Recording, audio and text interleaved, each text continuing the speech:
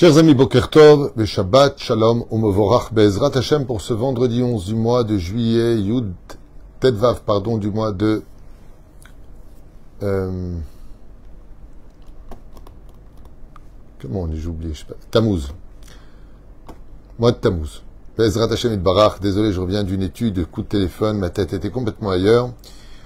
Alors un sujet qui nous est demandé, très important.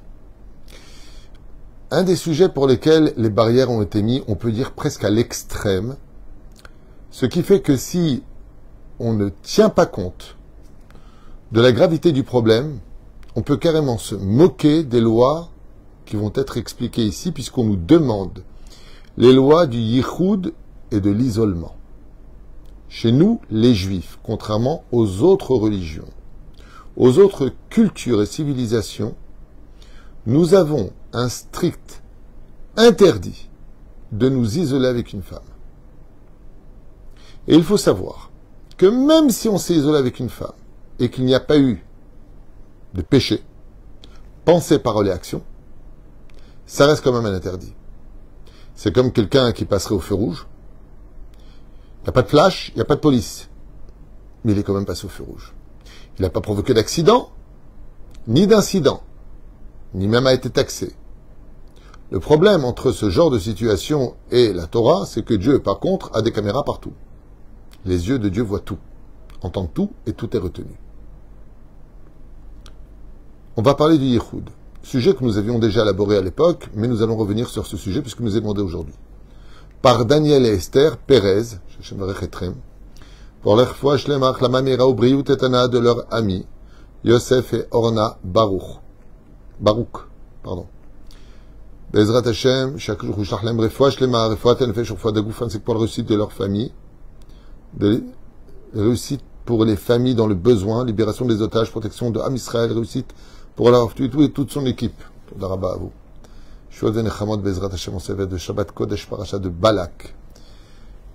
Espérons que dimanche, nous n'ayons pas à jeûner. En vous souhaitant tous les bonheurs du monde, je rappelle que les femmes qui allaitent ou les femmes enceintes sont quittes, les personnes malades, fragiles, sont quittes du jeûne après avis médical et un rave pour consolider l'idée qu'ils ne jeûnent pas, mais en tout cas, les femmes enceintes et les femmes qui allaitent ne jeûnent pas, Zedvarim Brourim, sauf Tchabéav et Yom Kippourim. Donc commençons tout de suite notre shiur avec l'aide d'Hachem sur l'interdit de se retrouver isolé avec une femme. Alors je vous ai noté comme ça, à ma façon à moi, quelques titres, 5-6 titres, l'isolement interdit de la femme Nida, sa propre femme, est-ce qu'on peut être ou pas au travail, dans les bureaux, dans la voiture, dans l'ascenseur, en famille. Où est-ce que se trouve le yichoud selon l'Allah? Alors, avant de commencer cela, je tiens à tirer la sonnette d'alarme, pour lequel nous avons tous à faire teshuva, à des degrés différents. Il arrive des fois dans la vie qu'on ait des grandes faiblesses ou qu'on ait plus sa tête sur les épaules et on va bafouer cette halakha. Et je vous affirme que cette barrière est plus que nécessaire pour garder la kedusha au sein du peuple d'Israël. Le problème qu'on a et qui est de poids en 2025, c'est que il est très difficilement acceptable d'honorer, de faire attention aux lois du yichoud. Puisque dans la culture actuelle, tout le monde s'embrasse, tout le monde se touche, tout le monde couche, tout le monde fait n'importe quoi. Tandis que dans le monde d'en haut, bien sûr véhiculé par les réseaux sociaux, la culture, le langage dans les écoles, à nos enfants, mais comment faire l'amour, comment, par où, que quoi, dans lequel, des détails, mais Hashem Shmor Virachem. L'inceste, sachez une chose, a augmenté comme vous ne pouvez même pas l'imaginer. Dans tous les pays, l'inceste a augmenté. Je parle de fils avec maman, je parle de frère avec sœur. J'ai eu des cas, moi-même, en rendez-vous. Alors bien sûr, je ne vous parle pas de copain-copine. Rav Tuitou, il y a la semaine dernière, non cette semaine, c'est ma copine. Je veux dire quoi, c'est ta copine? Chez nous, il n'y a pas de copine, il y a shidour. Donc bien sûr que ce shiur-là ne peut pas s'adresser à celui qui n'a pas compris la gravité de toucher ou de se retrouver seul avec quelqu'un. Si pour lui, son judaïsme s'arrête à manger cachère, faire les brachot, mettre les tefilines, s'il s'arrête là, Vadaï Shelo. Mais ce qu'il oublie, c'est que la Torah n'est pas en solde et qu'on n'est pas au supermarché. Chaque juif dans sa Kdusha et son éducation, surtout l'importance pour les parents d'éduquer les enfants à être Shomer Negia et Mizvat Yichud. Combien d'histoires sont sorties parce qu'on n'a pas fait attention à cela? Par exemple, chez les non-juifs, il est de coutume que, voilà, un homme rencontre une femme, salut, ça va. Les intentions sont déjà prescrites. Si on est ensemble, si on se plaît, ben, ça veut dire que on se goûte. Donc, d'abord vers un restaurant, après on va au cinéma, on se voit comment ils disent, Netflix, je sais pas si ça existe, enfin un truc comme ça. Et ensuite, oui, Netflix, c'est ça. Et après, bon, ben, viens à la maison, on boit un verre, voilà, puis on appelle des copains, et puis pourquoi, ce qu'on appelle les plans à 2, à 3, à 4, à 10. Voilà où on en est aujourd'hui. Je vous parle pas de choses inexistantes, je parle de choses culturelles. C'est cool. Des micro-trottoirs toute la journée, alors, t'as déjà fait ça plusieurs, ouais, bien tard, la dernière fois c'était hier, avant-hier. Les gens sont fous, plus d'intimité, plus rien, plus de honte. Alors ce genre de cours qui est réécouté par des non-juifs par exemple, ou même des juifs complètement assimilés, ou à la côté de la réalité, de la gravité des interdits de la Torah, lui il va te dire, ça va, vous êtes fous les juifs, n'importe quoi, il n'y a pas plus beau que l'amour, et puis si on a envie de se toucher, on se touche, hein, laisse-moi tranquille. Vous connaissez ce genre de phrase. Alors je commence. D'abord, il est interdit de s'isoler, que ce soit avec des grandes ou des personnes âgées. Klal général. On n'a pas le droit de se retrouver seul avec une femme. Pour cela, il y a des conditions dans un endroit isolé. C'est ce qu'on appelle le yichud, s'isoler avec la personne. Mais il y a des conditions. Si, par exemple, je me retrouve avec une personne au bureau, la porte est ouverte, c'est-à-dire qu'on peut rentrer à tout moment. Ici, nous avons un secrétaire, un technicien, le bureau à côté, tout le monde peut rentrer de qui plus est une caméra. Dans le cas où il y a quoi que ce soit, il y a possibilité. Deuxièmement, mon épouse est dans la ville. À tout moment, elle peut rentrer dans le bureau, la porte est ouverte.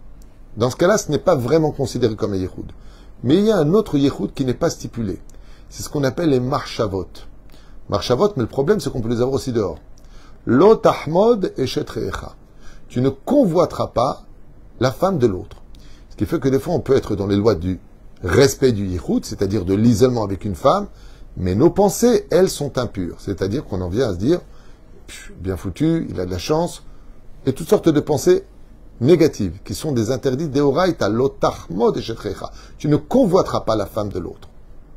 D'où l'importance, Bezrat Hashem, quand on reçoit la femme, d'avoir le mari à côté.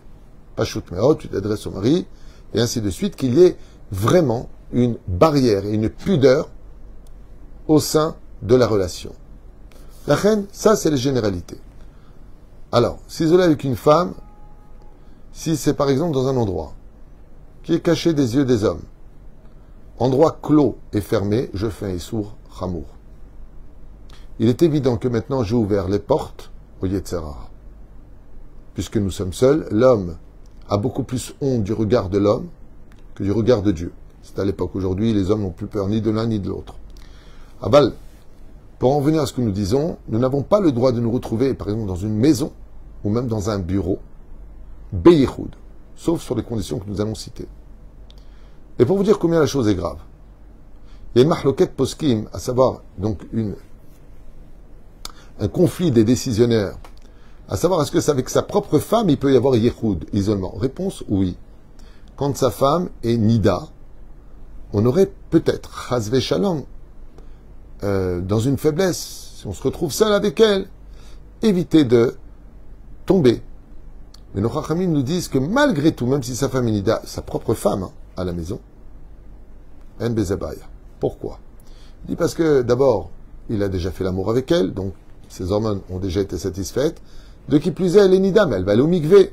Elle va au mikvé, donc la personne sait qu'aujourd'hui, il ne peut pas la regarder ni la toucher, mais Bezrat Hashem, mardi, mercredi, jeudi, peu importe, le soir de son mikvé, il se rejoindra à elle. C'est pour cela que quand une femme est nida, oui, on a le droit de rester, bien sûr, avec sa propre femme. Je ne parle pas d'une femme étrangère. Toutes les femmes sont nida pour un homme, à part sa mère et sa femme.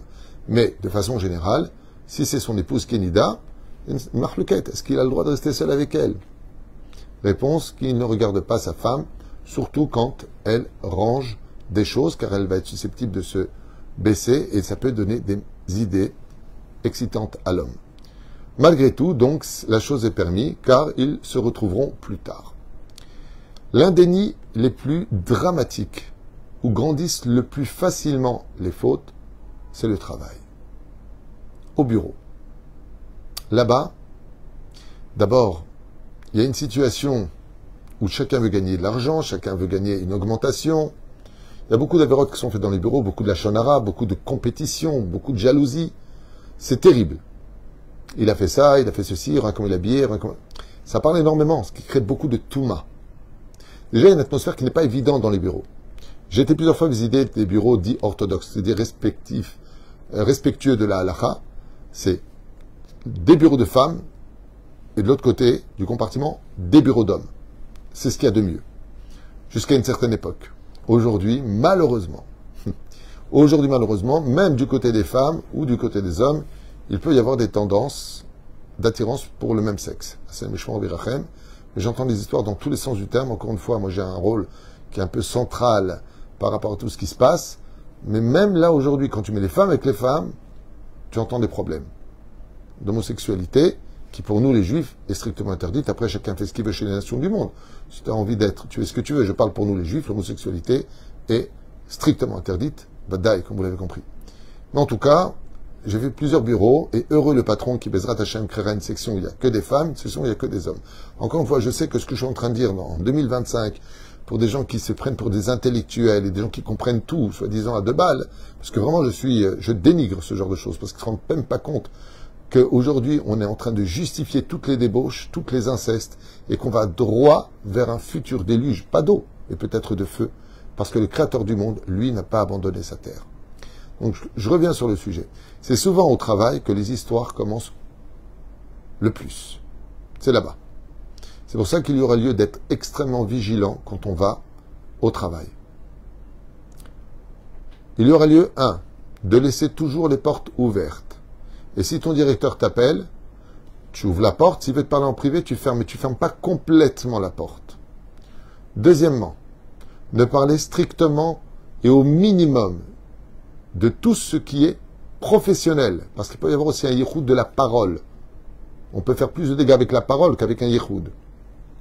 Disant, il a de la chance ton mari, hein. J'espère qu'il se rend compte de la chance qu'il a.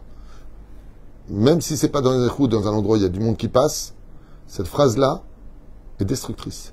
Parce que tu donnes de l'espoir à la femme, alors que son mari s'est disputé avec elle, qu'elle mérite peut-être mieux, et que l'herbe serait peut-être plus verte ailleurs. Donc, dégâts. Parler du strict minimum professionnel. 3. Que les vitres ne soient pas fermées avec les stores. Tu rentres quelqu'un, comme j'ai entendu une histoire dans un bureau, où la femme mariée, rentrait dans le bureau du patron. Bien sûr, il descendait les stores, il fermait la porte à clé, et des bêtises étaient faites. Hashem Shmor Virachem. À partir du moment où il y a des vitres, et qu'on voit parfaitement d'extérieur, c'est-à-dire on n'entend pas, mais il y a des vitres, on voit ce qui se passe, ce n'est plus vraiment considéré comme étant Yehoud. Surtout que la porte n'est pas fermée, elle est fermée, mais elle n'est pas fermée à clé. Tout le monde peut rentrer à ce moment-là, ils tapent, ils ouvrent, ils ont l'habitude, de telle façon à empêcher par tous les moyens possibles la faute. Et cette faute-là, sachez une chose, elle descend l'homme au Gehinam. Ce qui fait que si on a tous fauté un jour ou l'autre, c'est que l'Arzor Bitshuva Shlema. Il y a des tikkunim de plus de 86 jeunes d'affilée pour réparer ça. C'est énorme. 86 jeunes. Il y en a qui disent 84 jeunes. Pat. Vous regarderez dans les Shom Chachamim de Ben Ishraï, comment réparer les fautes. Vous lisez, vous dites, mais c'est pas possible. Moi, j'ai des livres de tikkunim, mais c'est pas possible. Il faut que je n'ai des milliers de jeunes pour une chose que tu as fait. Parce qu'on ne se rend pas compte. Et si on meurt sans faire tchouva, ça risque de nous coûter une Gehinam. Donc, avant de se retrouver en Yehoud, et de faire des fautes, va d'abord prendre affaire à repasser, mets-le sur ta cuisse, vois combien de temps tu résistes, parce que ça, c'est glacé à côté de ce qui attend l'homme. C'est Chaz Veshalom, il a fauté sans faire teshuva. Il a fait teshuva, Todalaïl, il regrette, me keslicha. On a tous fauté dans la vie, tous. Kulanu asimu averot, kulanu lafanu. On n'était pas religieux, on l'était, mais on a eu des moments, Hashem Yishmor Virachem.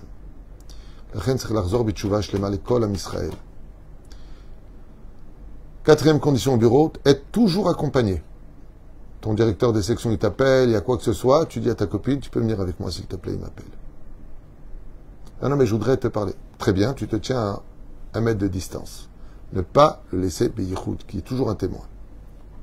5. Le mieux, les femmes avec les femmes et les hommes avec les hommes.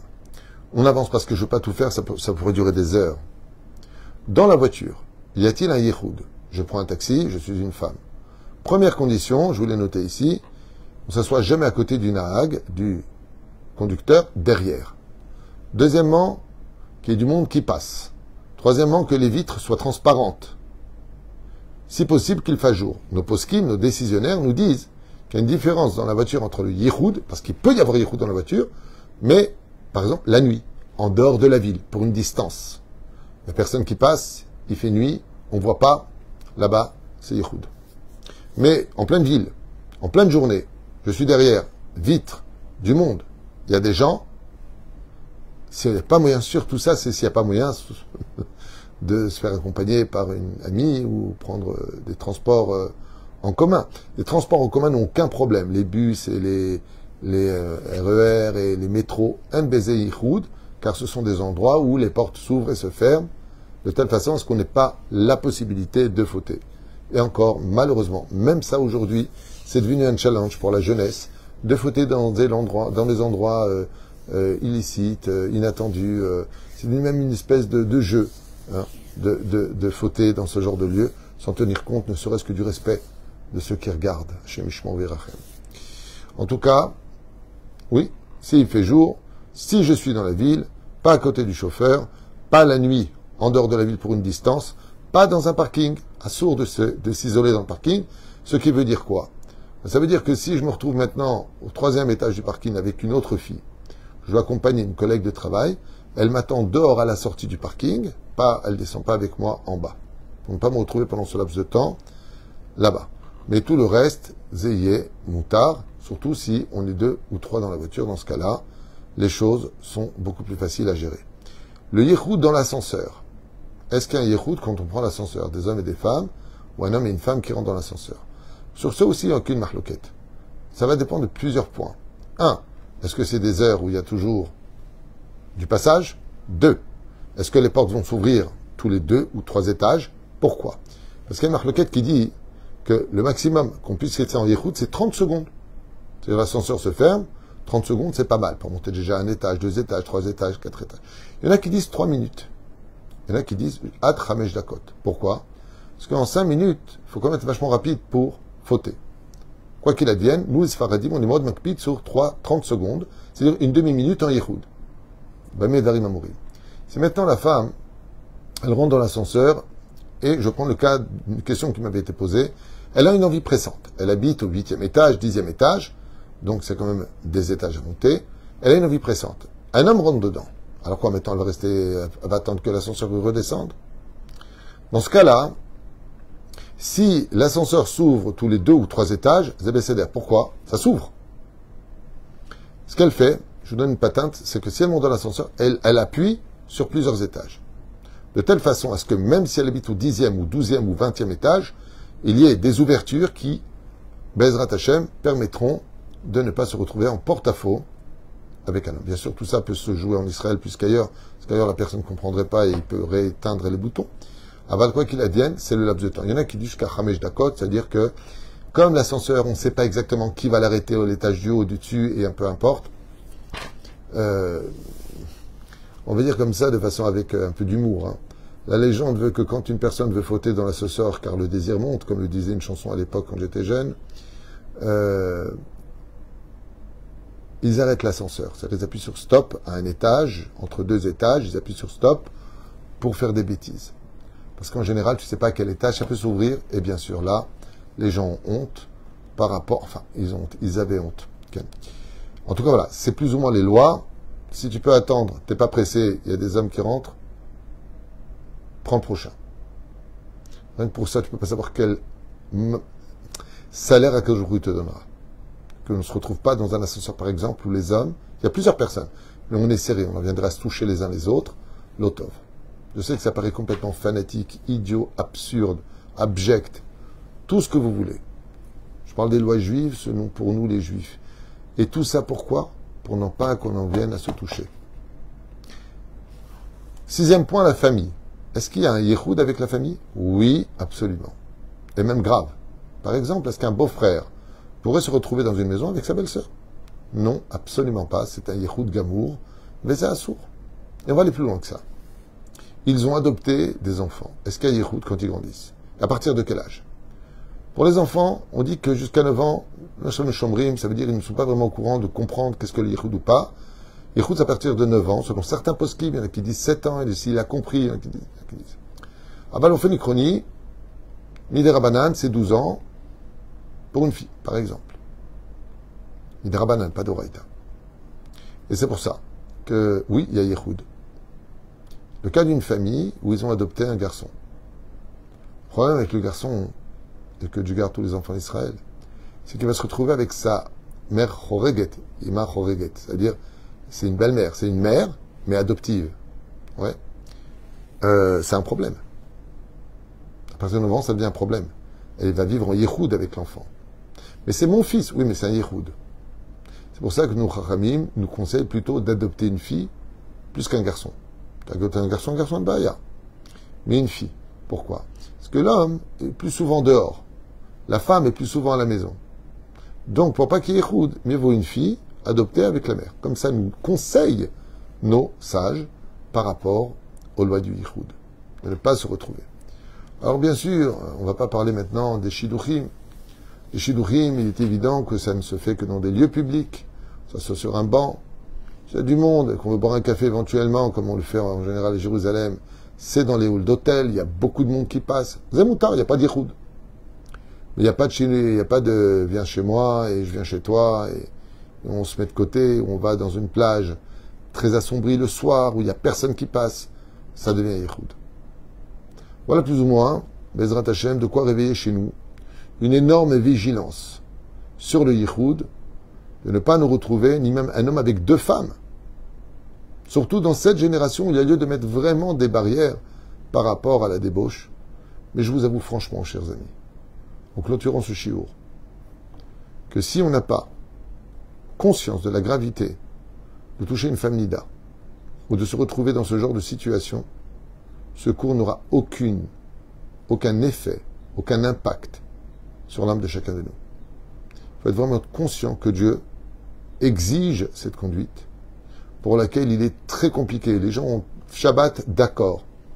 Tzedaka, d'accord. Tfilin, d'accord. Kacher, d'accord. Les bénédictions, d'accord. Le Birkat Amazon, d'accord. Les femmes, je travaille, je suis au boulot, j'ai que des filles qui travaillent pour moi, le mec qui rentre, salut, tiens, je veux te parler, ferme la porte, il n'y a plus personne. Non.